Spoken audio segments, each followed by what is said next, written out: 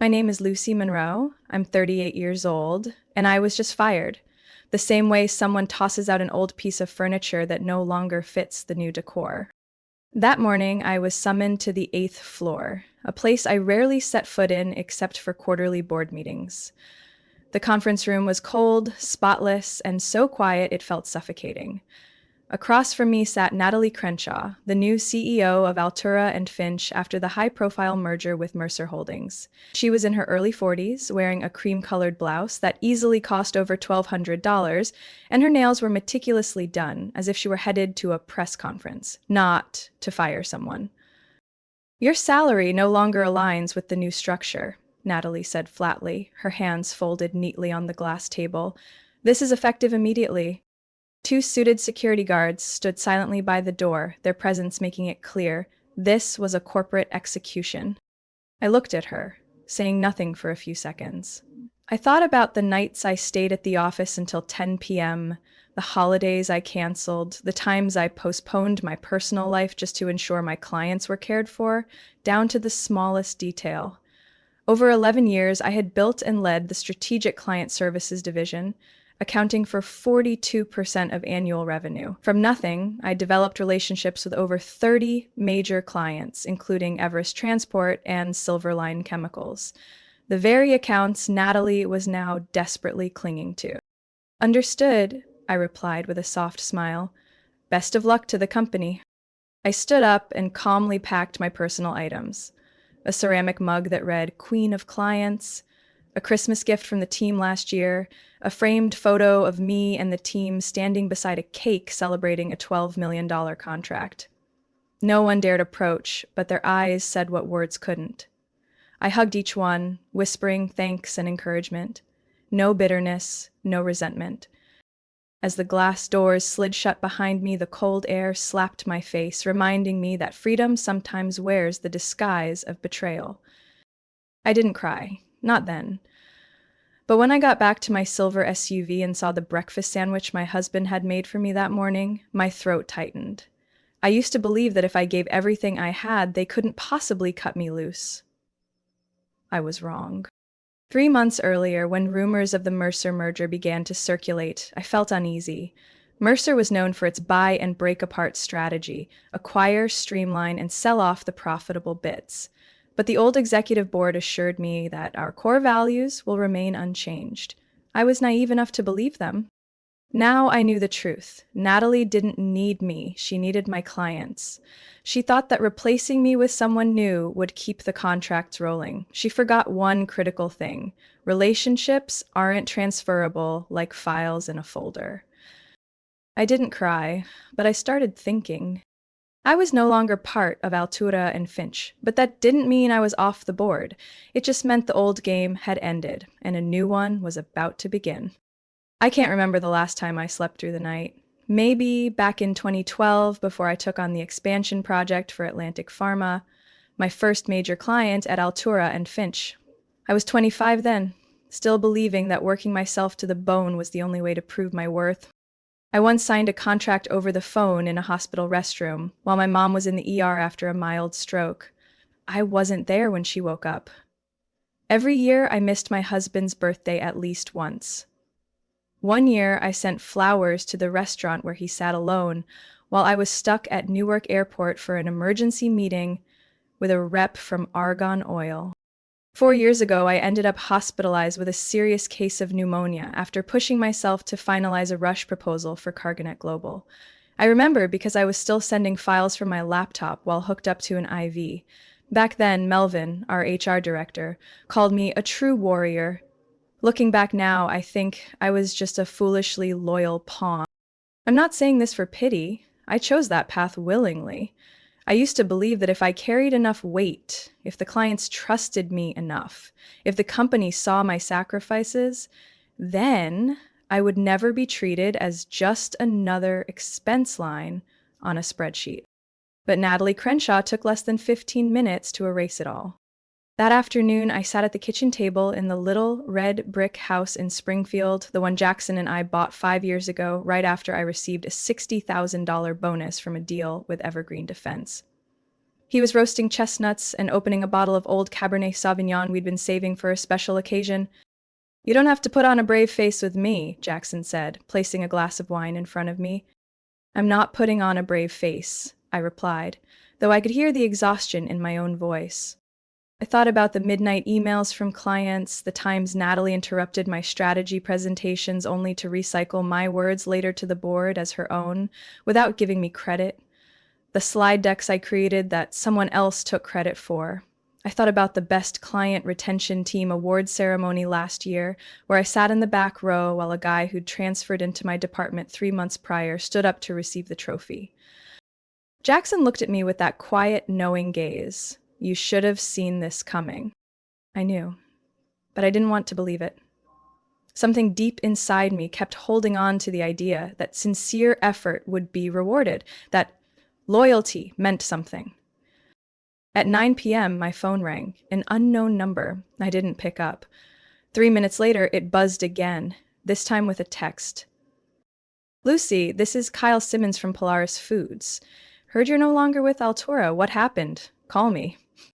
Polaris had been one of my clients for 6 years. I helped them restructure their entire supply chain during the pandemic, keeping product from getting stuck at the port of Houston. I knew the names of Kyle's 2 daughters, the kind of wine his wife liked, and even his mother's birthday. Jackson watched me as I set the phone down. Client of yours? I nodded. Well, did you think they'd just sit quietly and let Natalie take over? I didn't know how to answer, but I was starting to sense something shifting, not from me, but from the very relationships I had poured myself into.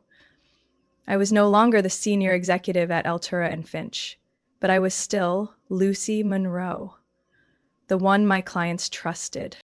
They could take my business cards, my office, even my client files, but they couldn't replicate the trust forged through hundreds of meetings, thousands of emails, and those late-night calls just to calm a CEO panicking over a volatile market. I raised my glass, my hand trembled slightly. Jackson said nothing, just placed his hand gently over mine. In that moment, there were no harsh fluorescent lights, no echoing high heels in sterile hallways.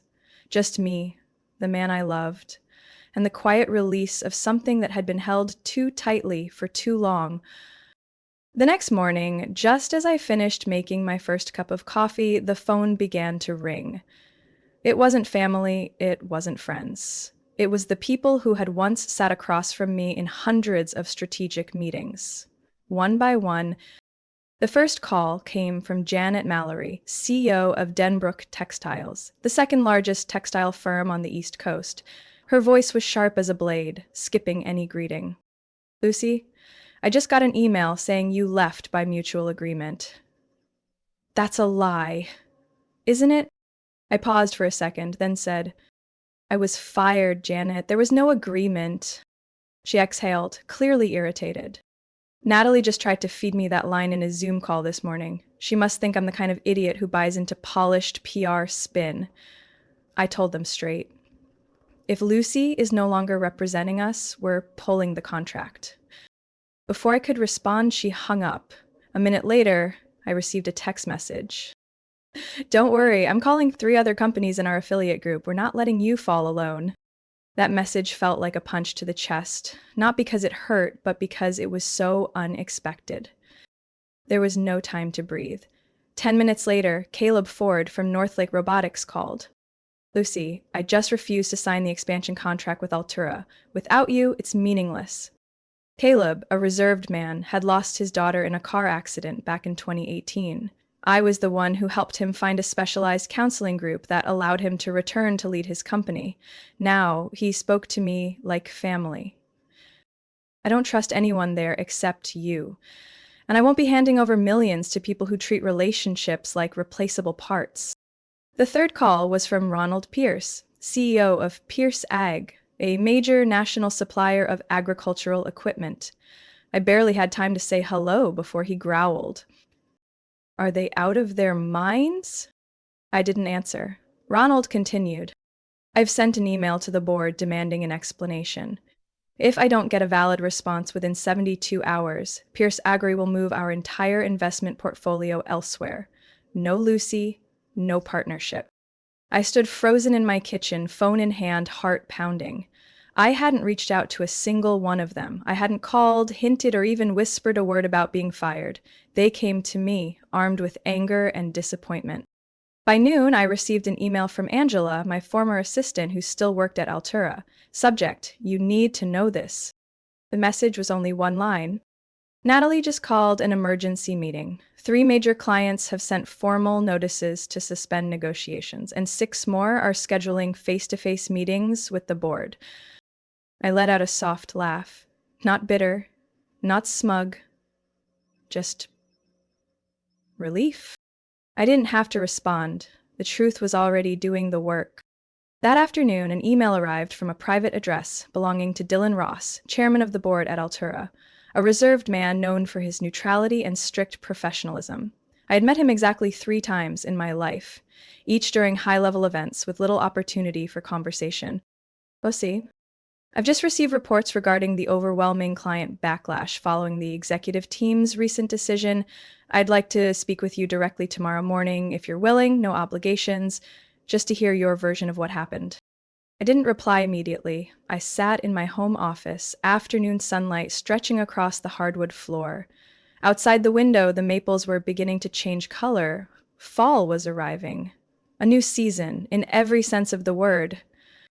I sipped my peppermint tea, eyes quietly fixed on the sky ahead. No one knew what would come next.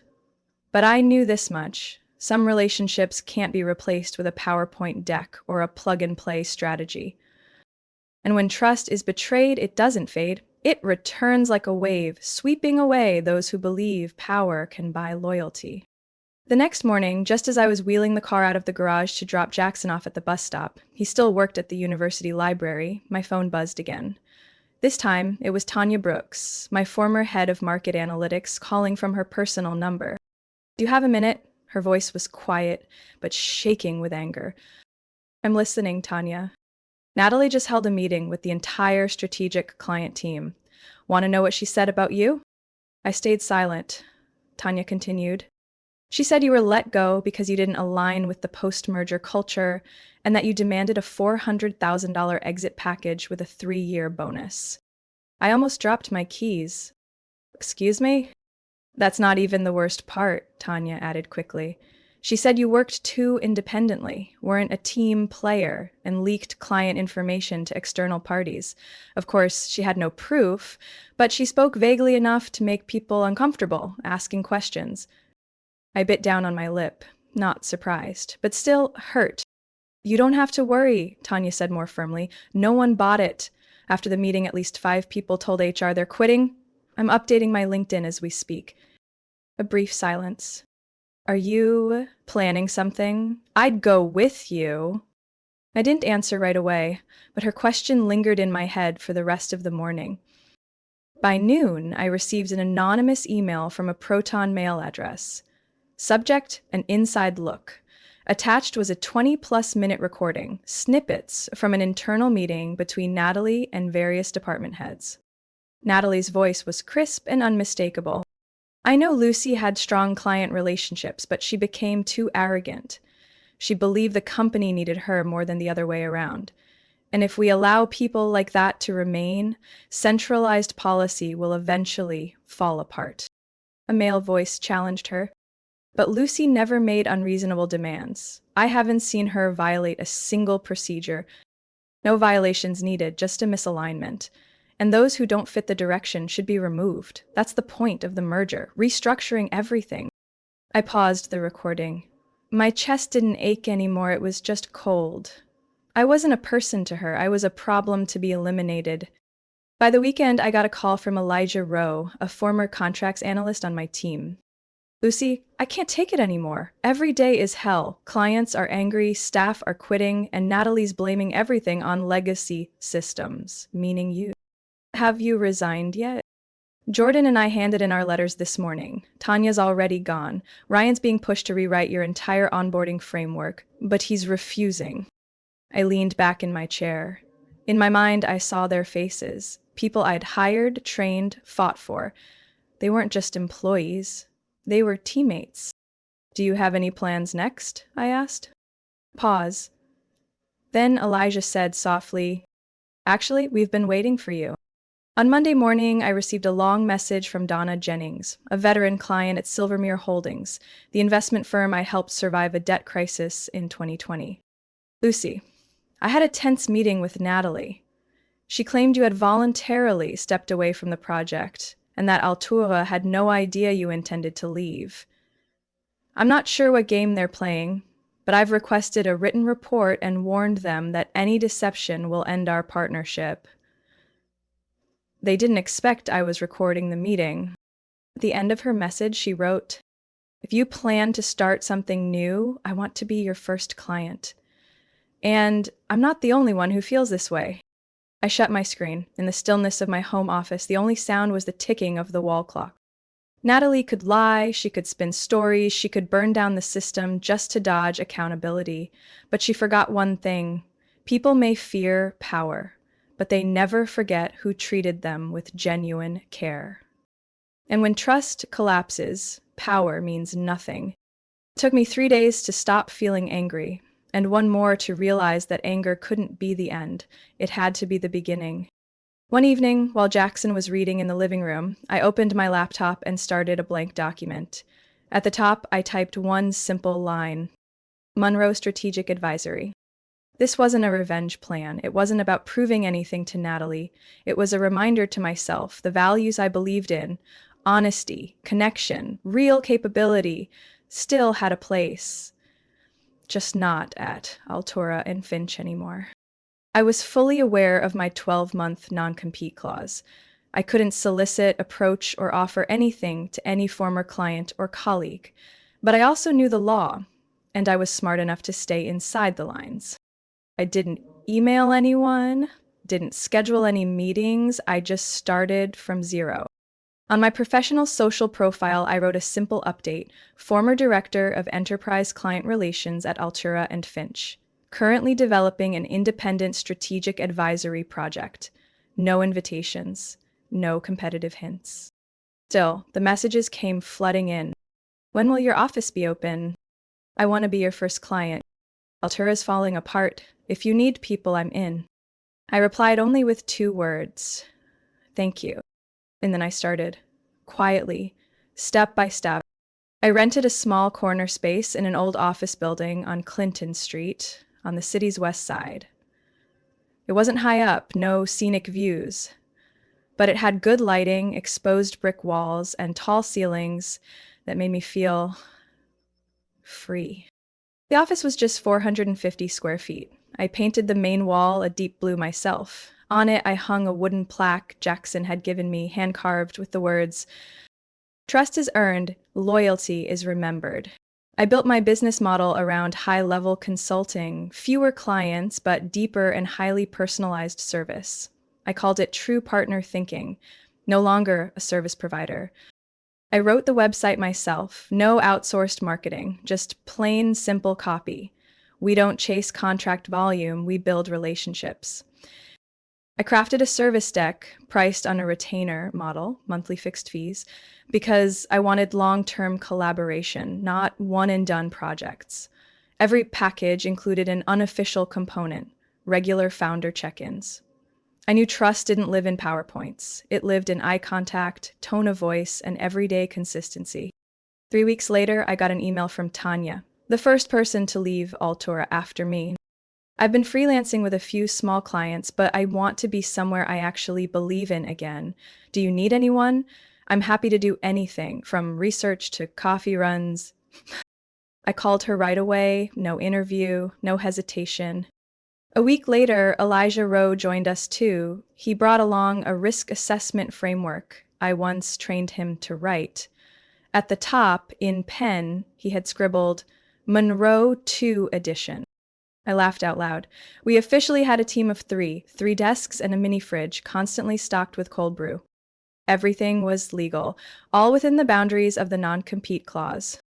We only worked with new clients, companies I had never served before, but they came one by one through referrals, curiosity, and things I never had to say out loud, yet they somehow knew. One late afternoon, after tidying up documents from our first trial workshop, Tanya turned to me and asked, "Do you think Natalie knows what we're doing?" I looked up, smiled slightly. Whether she knows or not doesn't matter. What matters is she can't do a thing about it. Sunlight streamed through the window, landing on the Monroe Strategic Advisory logo etched on the glass, small but unmistakable. And I knew the new game had just begun. One Saturday afternoon, while I was wiping down the whiteboard in my office, Tanya walked in with a strange look in her eyes, holding a folded brown card. "Someone left this at the front desk downstairs. No name, just asked that it be handed to you personally." I wiped my hands on my jeans and opened the card. "Lucy, room 12, third floor, Willowgate Hotel, 7 p.m. tonight. We need to talk about the future." No last name, no contact details, but I recognized the handwriting immediately. Jonathan Myers, CEO of Myers Freight Solutions, one of my most loyal clients over the past 8 years. That evening, as I got dressed, Jackson raised an eyebrow and teased, "Secret meeting?" "Something like that," I smiled.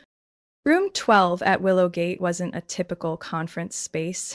Soft amber lighting, a round table with a white cloth, and only 6 chairs. As I stepped in, 5 people were already seated, and for a moment, I froze. Jonathan Myers smiled, just as I'd expected. Donna Jennings from Silvermere Holdings sat to the left, holding a glass of neat whiskey. Caleb Ford of Northlake Robotics gave a quiet nod when he saw me. Janet Mallory, who had once called me in fury over Natalie, crossed her legs and said nothing. And most surprising of all, Miles Chen, CEO of Ardent Industrial Group, a man I had once assumed was untouchable by all. "We're here for a reason," Jonathan began before I even sat down. "We've been waiting for the right number." Donna gave a dry chuckle, swirling her glass. "More like waiting until we were disappointed enough." "Did you know Natalie called us an outdated customer network that refuses to evolve?" Janet said sharply. "I just cut a $2.4 million contract because she assigned me a new client relations specialist who knew nothing about our company's history and called our flagship product obsolete." I didn't know what to say. Donna set her glass down and looked directly at me. "Lucy, are you really building a company, or are you just hiding from all of this?" "I already started," I said plainly, "but I'm strictly respecting my non-compete. I haven't approached anyone, not a single one of you." Miles gave a small nod.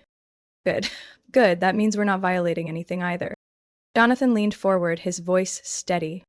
"We've been talking for weeks. Each of us has a different story, a different frustration, but we all agree on one thing. It all started going downhill the day you were fired. And we don't believe that was a coincidence." Caleb nodded firmly, speaking for the first time. "I don't need some AI profiled sales advisor. I need someone who understands that my autistic son affects my work schedule. Lucy understood that. Altura didn't." I looked around the table, each face filled with something deeper than strategy. Loyalty, memory, and quiet conviction. The tide was turning. "My non-compete has 9 months left," I reminded them. "I can't accept any contracts from you until then." "We're not asking for that," Donna replied. "We just want to reserve a spot." Janet placed a thick envelope on the table. Inside was a letter of intent to engage once the non-compete expired. Not legally binding, but signed. One by one, they pulled out identical copies. "6 months from now, you won't need to search for clients," Jonathan said with a smile. "We'll be here." I sat quietly, the breath caught in my throat. "There's one condition," Miles Chen added. I looked at him, a slight tightness in my chest. "Your company must stay true to what it is. No gimmicks, no robotic processes. Work the way you've always worked. Personal, honest, deep. If you shift into fast scale mode like every other firm, we'll be the first to walk away," Donna added. I held my water glass, fingers trembling slightly, but I smiled. "Then we have a deal." Their eyes met mine in unison, a pact that needed no ink. In that modest hotel room, I wasn't just handed an opportunity. I was affirmed in a truth Natalie could never grasp. Clients don't buy services, they choose people. 2 weeks after the meeting at Willowgate, I received an email with a blunt subject line. Private meeting, urgent priority. The sender was Dylan Ross, chairman of the board at Altura and Finch. The first line made me reread it 3 times. Lucy, on behalf of the board, I'd like to invite you to a private discussion. We'd like to talk about your return to the company, this time in a higher role, with full authority over the strategic client division, reporting directly to the board. His personal number was listed underneath. I read the message over and over, but didn't respond, not yet. That evening, while Jackson and I were washing dishes, I mentioned it casually. He set the glass down and looked at me.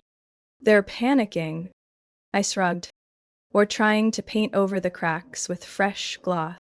3 days later, I sat across from Dylan in a quiet riverside cafe. He looked older than I remembered, deep eye bags, crooked tie, and a handshake colder than usual. Thank you for coming, he said, forcing a smile. We know this may be too late to fix things, but honestly, Altura is in crisis. I've heard some major clients have paused expansion plans, I replied neutrally. Paused is putting it mildly, he sighed. Silvermere slashed their budget by 60%. Myers Freight is considering pulling all services. Northlake stopped paying for supplemental consulting. And 3 senior managers have resigned without a word. I gave a small nod. No gloating, no pity, just quiet confirmation of what I already suspected. We want to invite you back, Dylan said, as Executive Vice President of Strategic Clients. 40% pay increase, full freedom to build your team. Natalie won't interfere with your operations. I set my tea down, eyes steady. And Natalie is still CEO? She's under pressure. But the board hasn't reached a consensus on replacing senior leadership. So I'd be coming back to clean up the mess she created while still reporting to the person who fired me without cause? Dylan was silent. He didn't argue. He knew I was right. Lucy, he said slowly, you know we need you. The clients trust you. The system only worked because of you. This is your chance to show you're bigger than the assumptions made about you. I smiled. Not bitter, just calm. I have nothing to prove, especially not to a system that only recognizes my worth when it's falling apart. We could change it from within. I shook my head gently but firmly. At 11 years to do that. I chose to sacrifice. They chose to discard me. Now I choose not to return. Dylan sat back, contemplative. In the end, he nodded. No more words. We parted with a handshake colder than the one that started the meeting. He walked away first. I sat for a few more minutes, watching the river drift beneath the Richmond Main Street Bridge. My heart felt light. That evening, when I got home, Tanya was waiting in our small upstairs office. So? Guessing you turned it down? She asked, half certain, half hopeful. I did. They want me to clean up the wreckage, but not to uproot what caused it. Tanya handed me a piece of paper, a list of contracts in progress. Good, because I just heard from 4 new companies. All of them said, and I quote, "We heard she's back." I laughed. I didn't correct them. They weren't wrong. I was back, just not where they expected. I came back as myself. Nearly a year had passed since I signed the paper declining to return to Altura and Finch. Monroe Strategic Advisory was no longer a modest 450-square-foot office with 3 people and a mini-fridge. We had just moved into our new headquarters, the 3rd floor of a restored brick building on Lincoln Street, once a bank in the 1940 S Street block. Clean black lettering on the glass door bore our name. Inside, an open layout with pale wood floors and long work tables hummed with the sound of fingers tapping keyboards. Each meeting room bore the name of the clients who first placed their trust in me. Donna Room, Myers Room, Caleb Room. We had a team of 18, including former colleagues I once mentored, and newcomers drawn in by the rumor, "You won't make manager in 6 months here, but you'll learn how to keep clients for 10 years. And it was true. We didn't sell services, we built trust. And the market responded faster than I ever imagined. 3 months after my non-compete expired, nearly all of my former Altura clients quietly transitioned over to Monroe. No announcements, no noise. They simply let their old contracts lapse and signed new ones with us. Steady, seamless, without a single complaint. By month 12, we had signed 26 companies, 8 of them formerly Altura's flagship clients. Our first-year revenue exceeded projections by 212%. And then the inevitable happened. One Tuesday morning, Tanya entered my office with a hesitant look. "You have a minute? There's someone here. I'm not sure if I should let her in." I looked up. Tanya placed a business card on my desk. On the back, in neat handwriting, "Aressa. I know it's late, but I need to see you. Natalie Crenshaw." I wasn't surprised, just hadn't expected her to come in person. "Let her in," I said. Natalie stepped in with her hair tightly pulled back, looking thinner than the last time I saw her in the hallway on the 8th floor. No more sleek suits, no icy executive presence, just eyes flickering around the room, and a worry she couldn't quite hide. "Thank you for seeing me," she said, hovering, not yet sitting. "What do you want?" I asked calmly. "There is in serious crisis. The board has asked me to seek partnership options to stabilize the situation. We've lost more than 45% of our revenue after several major contracts weren't renewed. HR is under investigation for internal misconduct, and this year's budget is projected to run a $2.6 million deficit." I said nothing. She finally sat, looking up, no longer defiant, almost pleading. "I'm here to propose a partnership, maybe even a merger. Your company has a strong foundation and loyal clients. Altura has infrastructure, resources, and name recognition. You think I want name recognition from the very company that fired me?" Natalie pressed her lips together. "I was wrong, Lucy. I thought I could replace people and keep the system intact. I underestimated the relationships you built, and I've paid the price." I stood and walked to the large window, gazing down at Lincoln Street as the first snow of the season began to fall. Then I turned back. I didn't build this company to patch up someone else's failure. I built it to do things differently, to create a place where people aren't treated as replaceable. We can offer a very generous number. I didn't come empty-handed. "No," I said softly but firmly. "You've been empty-handed for a long time. You just realized it today." Open the door. "I wish you the best, Natalie, but there's nothing for us to discuss." She stood slowly, walking toward the exit. Just before stepping out, she turned back. "Still, I understand now. And if I have to admit one thing, it's this. You didn't need to come back. You already won." I didn't respond. I simply closed the door and turned to look around the bright, wood-paneled room, where every idea had been drafted, every call made, not to retain business, but to build connection. And I knew real victory isn't being invited back. It's never needing to return. Lucy's story is a powerful reminder that true value cannot be erased forever.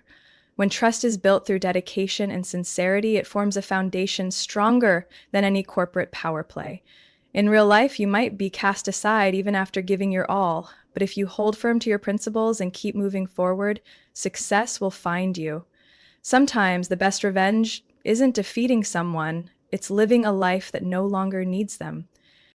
What do you think of Lucy's choice? Would you have done the same in her shoes? Share your thoughts below. And don't forget to follow the channel for more heartfelt stories about family and life.